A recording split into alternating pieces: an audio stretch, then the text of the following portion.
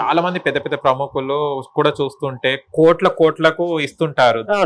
కిరీటాలని, పెద్ద పెద్ద హారాలని. రీసెంట్లీ మనం చెప్తే కూడా నీలోఫర్ సార్ కూడా 4 CR పెద్ద హారం ఇవ్వడం జరిగింది. అంటే దేవుడు అడుగుతాడా ఇంత తీసుకోరా? ఏమో, మమ్మల్ని అయితే ఎప్పుడు మా అమ్మవారు అడగలేదు, లిటరలీ ఏమీ అడగలేదు. నేను ఇప్పుడు ఈ మాట పర్టికులర్ మనం ఒక మనిషిని ఒక గుడనే కాకుండా నేను ఏం చెప్తున్నాను అంటే, ఇప్పుడు ఎంతో కొన్ని కోట్లు ఖర్చు అయి ఉంటాయి దానికి. అదే తను ఆ కోట్లతోటి ఇప్పుడు లాభం పొందుతూ ఎంప్లాయ్మెంట్ ఇవ్వడం వేరు, ఏ లాభం లేకుండా ఎంప్లాయ్మెంట్ ఇవ్వడం వేరు. అవునా కదా? ఇప్పుడు ఒక కేఫ్ ఉంది అనుకోండి, వాళ్ళకి నడిపించుకుంటూ వాళ్ళకి పైసలు వస్తున్నాయి కాబట్టి వీళ్ళకి పైసలు ఇస్తాం. అదే డబ్బులు దేవుడికి పెట్టే బదులు అసలు ఏ లాభం ఎక్స్పెక్ట్ చేయకుండా పెట్టినప్పుడు ఇక్కడ ఇస్తే వీళ్ళ జీవితం బాగుపడుతుంది కదా. మీరే దేవుడు కదా. అప్పుడు ఎన్ని గవర్నమెంట్ ఆలోచించాలి. ఇప్పుడు వాళ్ళు లాభం వచ్చింది దేవుడికి మొక్కినారు, అదే డబ్బులు తీసుకెళ్లి అలా పనిచేసే వాళ్ళు ఉంటారు, చాలా మంది వాళ్ళ ఇల్లు లేని వాళ్ళు ఉంటారు. ఎడ్యుకేషన్ పరంగా ఇప్పుడు నువ్వు 20,000 జీతం ఇస్తున్నావు, వాడికి సరిపోతుందా లేదా ఎప్పుడన్నా అడిగినవా? లేదు. కానీ 9 గంటలు వాడు నీ దగ్గర పని చేస్తున్నాడు. ఒక్కసారి ఆలోచించాలి కదా నువ్వు. ఈ 9 గంటలు నా దగ్గర పని చేస్తున్నాడు అనేది ఆ పిల్లల చదువులకు, వాళ్ళ పిల్లల చదువులకు ఇప్పిస్తే నాకు నిన్న రాత్రి తనతోటి ఈ విషయం నేను మాట్లాడినా. ఎవరు దేవుడు ఏంద్రా నాయన, వీళ్ళు నాకు ఈ పని చేస్తే నీకు ఇంత పర్సెంటేజ్ ఇస్తా, నీ హుండీలో ఇంత పర్సెంటేజ్ ఇస్తా, నీ గుడికి ఇది చేపిస్తా అని మొక్కుతున్నాడు. దేవుడు కూడా ఈ మధ్య వెళ్ళి డీల్స్ చేసి వస్తున్నాడేమో. లిటరలీ నాకు అనిపించింది. ఇప్పుడు ఎవరు చేస్తున్నారు? ఒక ₹1,00,00,000 పని అయితే ₹1,00,000 ఆయనకి ఇచ్చి రావాలి. ఈయన దేవుడు డీలింగ్ చేస్తున్నట్టే కదా. ఈయన ఎప్పటి నుంచి ఇట్లా అయిపోయింది? దేవుడు పోయి ఆయనకు డీల్ ఓకే చేసి వస్తాడా? ఏ మూర్ఖత్వం అండి. అట్లాంటి ఏది నేను నమ్మనండి. నేను ఒకటే విషయము ఏంది అని అంటే, నువ్వు కష్టపడుతున్నది మర్చిపోతున్నావు మూర్ఖమైన భ్రమలో. దేవుడు నీకు దారి చూపించి నువ్వు అందులో నడుస్తున్నావు, అందుకే ఆ పని జరుగుతుంది.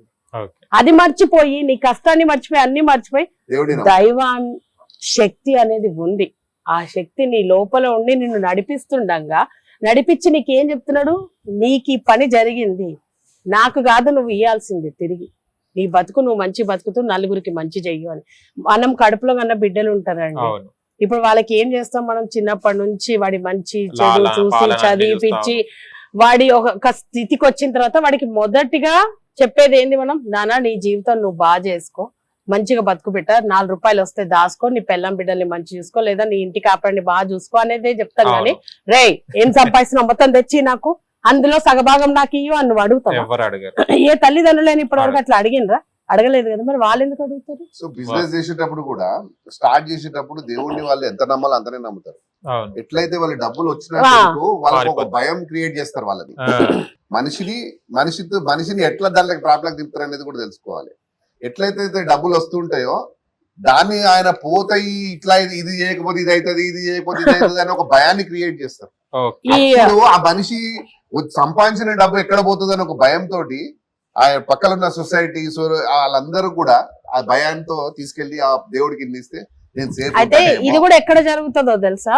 ఫస్ట్ నువ్వు స్టార్ట్ చేసేటప్పుడు మన పూర్వీకుల నుంచి మనమైనా ఎవరమైనా నమ్మేది ఒకటే, ఫస్ట్ దైవ సంకల్పం తీసుకున్నాకనే ఏ పనైనా మనం చేస్తాం. ఫైన్. ఇప్పుడు ఆ దేవుడి దగ్గరకు వస్తాము, మొక్కుకుంటాము, దేవుడు అనుగ్రహిస్తాడు. ఆల్రెడీ నీకు నీ దారి అదే కాబట్టి నీకు ఎంచుకునే లెక్కలు చేసింది ఆ రూట్, నువ్వు అందులోనే ఉన్నావు. ఆ పని చేస్తూ చేస్తూ ఇన్ బిట్వీన్ మనం ఏం చేస్తాము అని అంటే మూలం మర్చిపోతాం.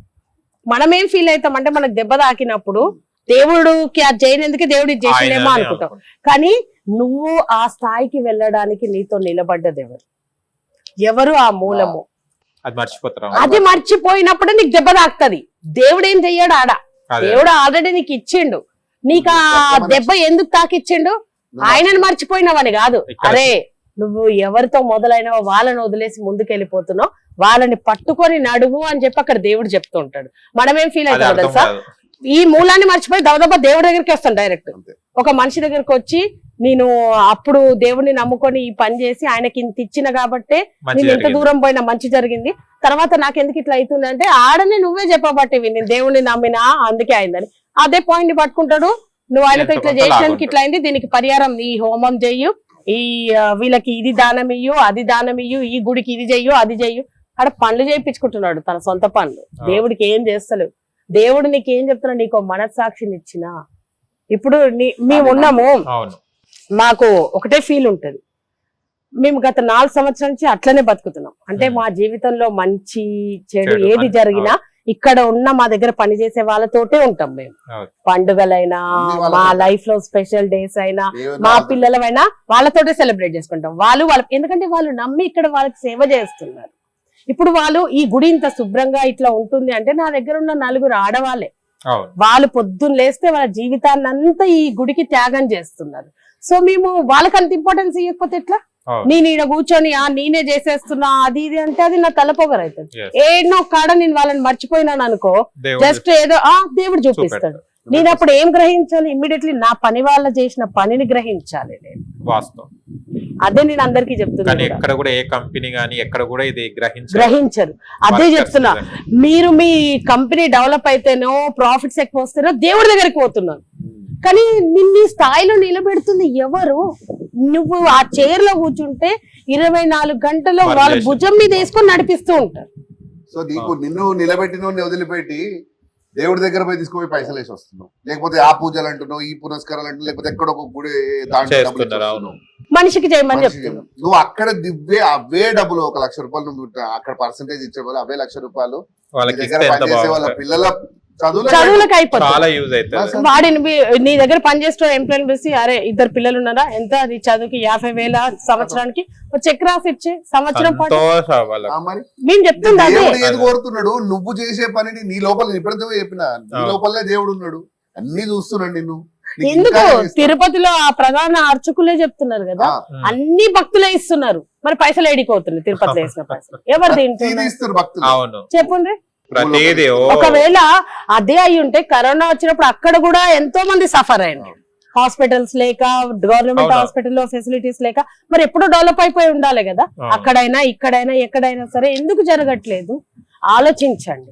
దేవుడి దగ్గరికి వెళ్లి ఆ పైసలు ఇస్తే పుణ్యము కాదు. హిట్ టీవీ యాప్, ఇందులో short news, live news, entertainment shows, movies, digital magazines తో పాటు మీ జిల్లా వార్తలను కూడా ఫ్రీగా చూడొచ్చు. ఇంకెందుకు ఆలస్యం? వెంటనే హిట్ టీవీ యాప్ ని డౌన్లోడ్ చేసుకుని ఫ్రీగా ఎంటర్టైన్మెంట్ పొందండి. Hit TV app. Hit TV app. Please download hit TV app. Hit TV app ని ఫ్రీగా డౌన్లోడ్ చేసుకుని ఎంజాయ్ చేయండి. మీకు నచ్చిన ఎంటర్టైన్మెంట్ కోసం హిట్ టీవీ యాప్ ని ఫ్రీగా డౌన్లోడ్ చేసుకుని ఎంజాయ్ చేయండి. హిట్ టీవీ యాప్ ని డౌన్లోడ్ చేసుకుని ఆస్వాదించండి, ఆశీర్వదించండి. ఇంతమంది సెలబ్రిటీలు హిట్ టీవీ యాప్ ని డౌన్లోడ్ చేసుకోండి అని చెప్తున్నారంటే ఎంత మంచి యాప్ ఆలోచించండి. అమెరికా అమెరికా అమెరికా అమెరికాలో చదవాలనుకునే వాళ్ళకి విశ్వసనీయమైన పేరు మన శౌర్య కన్సల్టెన్సీ. UK లో 1 year masters, UK లో 1 year masters, 2 years work permit up to 5 years visa. Contact Saurya Consultancy. Contact 89851 89851.